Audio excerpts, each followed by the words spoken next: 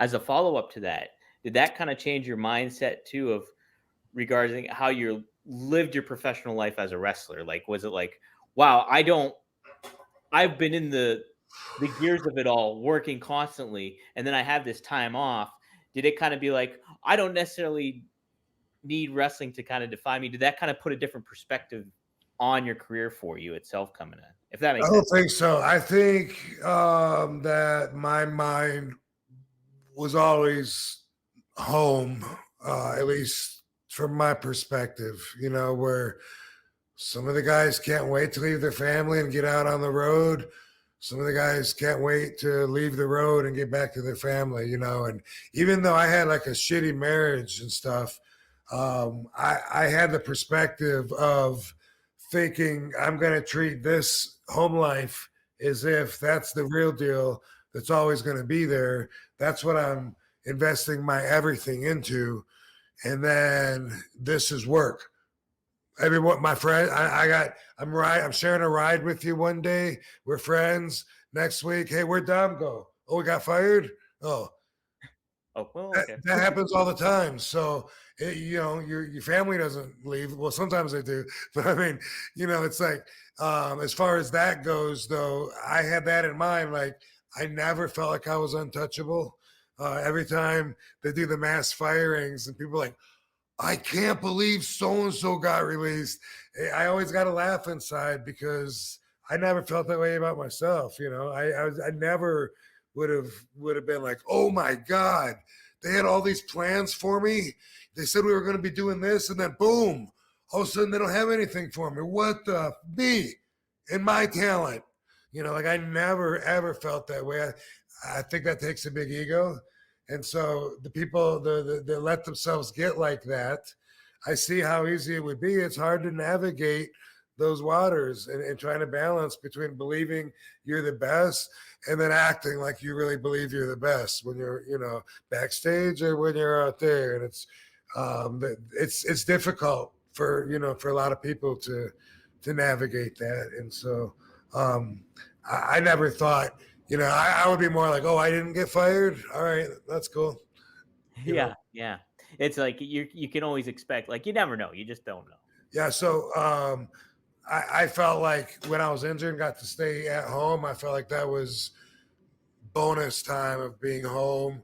Hey, I get to sit in the house that I paid for and watch the TV that I bought, and I really, really enjoyed that.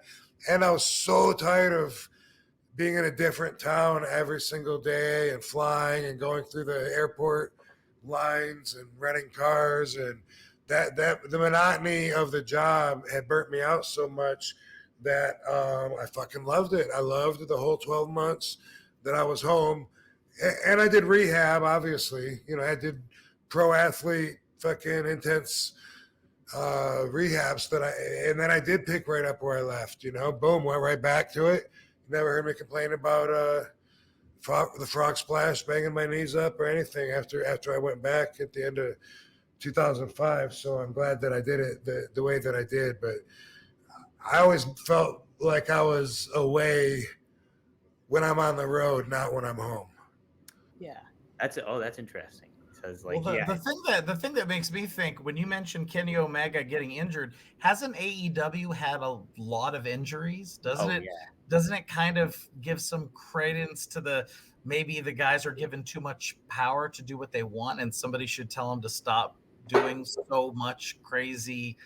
Is there anything that could be done to stop the injuries? Maybe tell them, hey, stop fucking acting like every match is WrestleMania. Maybe someone should bring them in a little bit.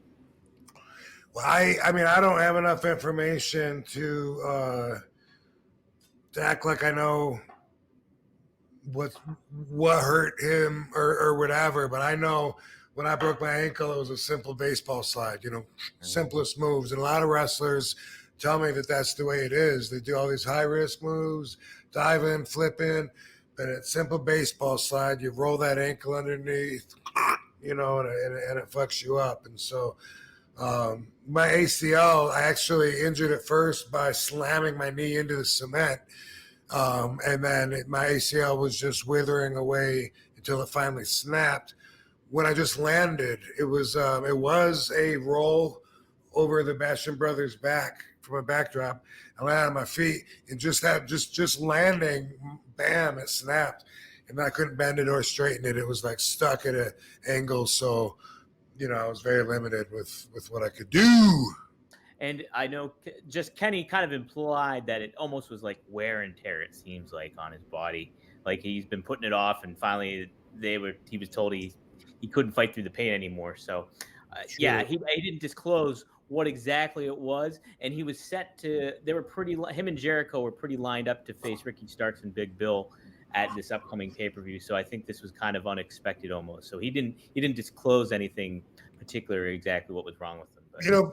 But, by the way, there's been some injuries during some of my matches that people watching would just have no idea, because they don't look like much, and then bam. And sometimes back in the day, like in ECW days, I didn't treat it like it was much either, which looking back, that was kind of, an asshole perspective to, like either I blame them or just, hey, it's part of the deal, whatever, because I never minded. I always liked black eyes, busted lip. I always liked it. I was taught that's good for the business.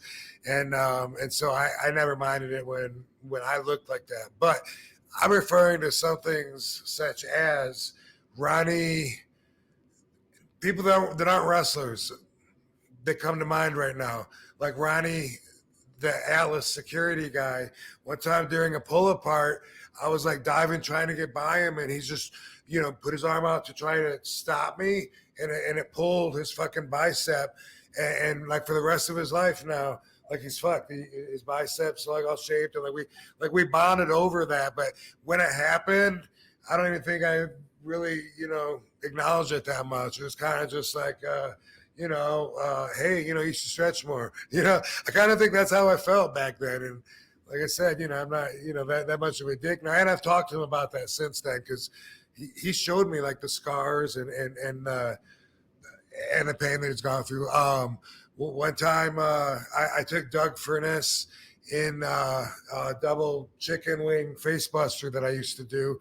And when his feet hit the chair slid right across the mat and hit, what's his name, Bob Ortiz, or the ring announcer from ECW, and the chair hit him, bam, right there. It slid right. He was sitting at the table, and it just came right, bam, and hit him like right there. And that was a freak thing to happen. But I remember kicking Jim Molyneux, the referee.